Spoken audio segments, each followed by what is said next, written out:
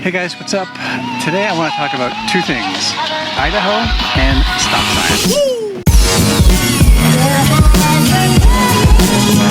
The Idaho Stop, the famous, the infamous Idaho Stop.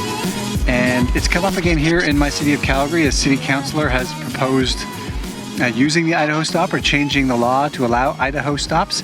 This comes up every once in a while. Every once in a while cities toy with this idea, and always it comes with the same weird reaction. So I thought I would talk a bit today about the Idaho Stop Law. So the Idaho Stop Law is this traffic statute in Idaho that dates back more than 30 years now, that basically allows cyclists to treat stop signs as yield signs. A judge at the time decided he was tired of hearing what he called trivial traffic measures, and he decided to, rather than prosecuting cyclists who roll through stop signs, he decided to institute a traffic statute that allowed them to treat them like yield signs. You could call it the rolling stop law. Other jurisdictions have this law, but it seems to have stuck here in North America with this name, Idaho. So for now, 30 years, Idahoans have gone on their merry way, rolling through stop signs or treating stop signs as yield signs, while the rest of us looked on with envy. It hasn't really been widely adopted, and it's curious how often it comes up. Now, it's pretty easy to understand why cyclists like this law, because stop signs kind of suck. It's physics. When you're on a bike, so much of the efficiency of a bike comes from the momentum that you've generated already. And coming to a stop sign, especially one that doesn't make a lot of sense, one that was maybe instituted for the safety of vehicle traffic. If you're coming to the bottom of a hill, hit that stop sign, and you have to come to a complete stop, you've really got to use a lot of power to get back going again. Obviously, this is a no-brainer. It takes a lot of energy. It's a momentum killer. It kind of sucks. I saw a study one time that said that stop signs are such a killer of momentum that it can reduce the overall travel time by a cyclist by 40%. So it's not insignificant. And let's face it, rolling through a stop sign on a bike is less dangerous than on a car. That's a no-brainer, right? The car has a ton of steel around it, causes more damage than a bike. So the law makes sense, but it has not been widely adopted, which is a curious thing, especially because it gets raised so often and because so many cyclists love the idea. So what's going on? And I think the answer is that in most places, there is a ton of opposition to the Idaho Stop Law from people in cars. Motorists seem to hate this idea. So a couple of years ago, because these questions were bouncing around, I called a guy in Idaho whose name was Kurt Holzer. He was an attorney. He does a lot of traffic cases, and he was a cyclist. And I asked him, once you get through all the rhetoric around Idaho stop laws, what's it like in Idaho when you're stopping? And I want to share with you a couple of things that he told me. So here's a quote directly from him. He said, "In my 20 years, I've never seen a case where the stop as yield law," that's what he calls the law, the stop as yield law, "I've never seen a case where the stop as yield law has caused a problem."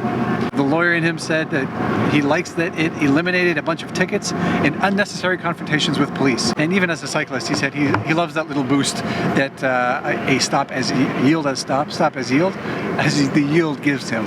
And I think for most people who live in Idaho, the law is kind of a non-issue. The streets of Idaho are not littered with dead cyclists, so it's kind of a non-issue. There's been a few studies about this law over the years, and one that often gets cited is, I've got it down here, a guy named Jason Meggs at UC Berkeley studied this in 2010, and he found in Idaho that bicycle injuries declined by more than 14% the year after the law was implemented. And since then, he found that Idaho cities fared 30% better in bicycle safety than similar-sized cities that did not have the law.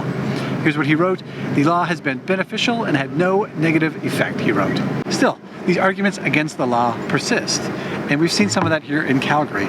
And often the arguments are things like this.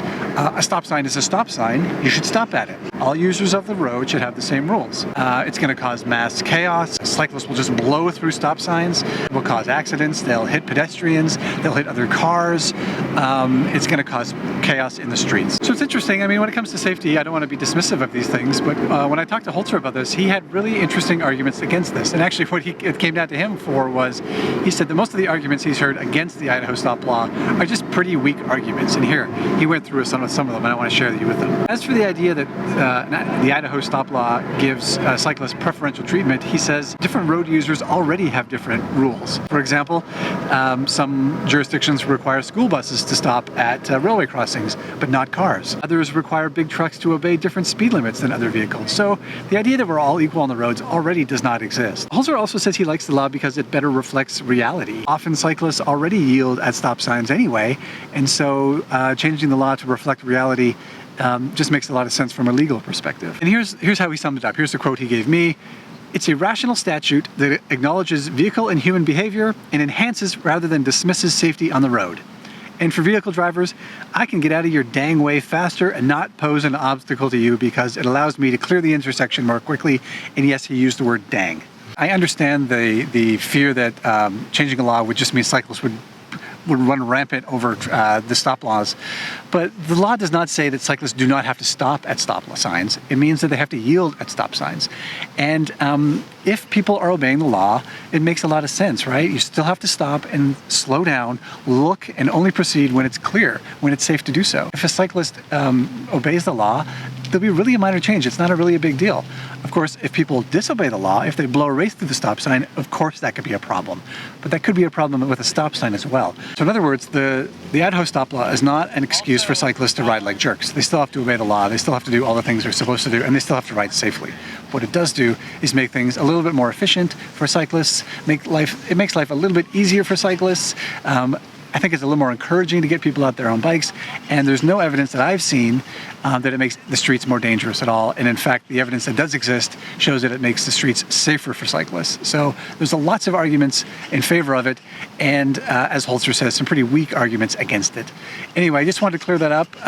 What's happening here in Calgary is that City Council is making the proposal, but it actually can't change the law. This is a provincial law, so it needs to lobby the provincial government. So I think it's a great idea. I'd love to see it. Anyway, I just want to clear that up. Hope that helps. If you have any thoughts, share them below or drop me a line. See you next time.